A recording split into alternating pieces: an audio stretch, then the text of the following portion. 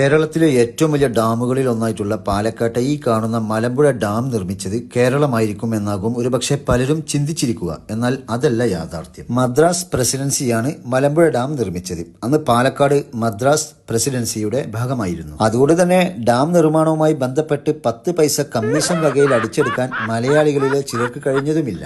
അണക്കെട്ട് ഉദ്ഘാടനം ചെയ്ത തൊട്ടു പിറകെ തന്നെ പാലക്കാടും മലമ്പുഴയും കേരളത്തിന്റെ ഭാഗമാകുകയും ചെയ്തു. മദ്രാസ് പ്രസിഡൻസിയുടെ മുഖ്യമന്ത്രിയായിരുന്ന കെ കാമരാജാണ് മലമ്പുഴ ഡാം ഉദ്ഘാടനം ചെയ്തത്. കേരളത്തിലെ ഏറ്റവും നീളം കൂടിയ രണ്ടാമത്തെ നദിയായ ഭാരതപ്പുഴയുടെ കൈവഴിയായ മലമ്പുഴയാറിന് കുറുകെയാണ് ഈ ഒരു ഡാം നിർമ്മിച്ചത്. 6 വർഷം കൊണ്ട് നിർമ്മാണം പൂർത്തീകരിക്കുകയും ചെയ്തു. ഡാമിന് സമീപത്തെ ഉദ്യാനത്തെ കേരളത്തിന്റെ വൃന്ദാവനം എന്നും വിളിക്കാറുണ്ട്. രാവിലെ 9 മണി മുതൽ വൈകുന്നേരം 8 മണി വരെയാണ് ഇവിടത്തെ പ്രവർത്തന സമയം. ജലസേചനം, കുടിവെള്ളം, വ്യവസായങ്ങൾ, വൈദ്യുതി ഉൽപാദനം, മത്സ്യകൃഷി എന്നിവയ്ക്ക് ജലം ലഭ്യമാക്കുന്നതിനുള്ള വിവിധോദ്ദേശ പദ്ധതിയാണ് മലമ്പുഴ ഡാം കൊണ്ട് ഉദ്ദേശിക്കുന്നത്. ജലഗതാഗതത്തിനുള്ള പദ്ധതിയും ഉണ്ടായിരുന്നു. എന്നാൽ തുടക്കത്തിൽ തന്നെ അത് ഉപേക്ഷിക്കുകയും ചെയ്തു. 2069 മീറ്ററാണ് മലമ്പുഴ ഡാമിന്റെ നീളം. KSEB ആണ് ഡാം ഓപ്പറേറ്റ് ചെയ്യുന്നത്. പാലക്കാടിനെ കേരളത്തിന്റെ നെല്ലറയാക്കി നിലനിർത്തുന്നതിൽ ഈ ഡാം പ്രധാന പങ്ക് തന്നെയാണ് വഹിക്കുന്നത്.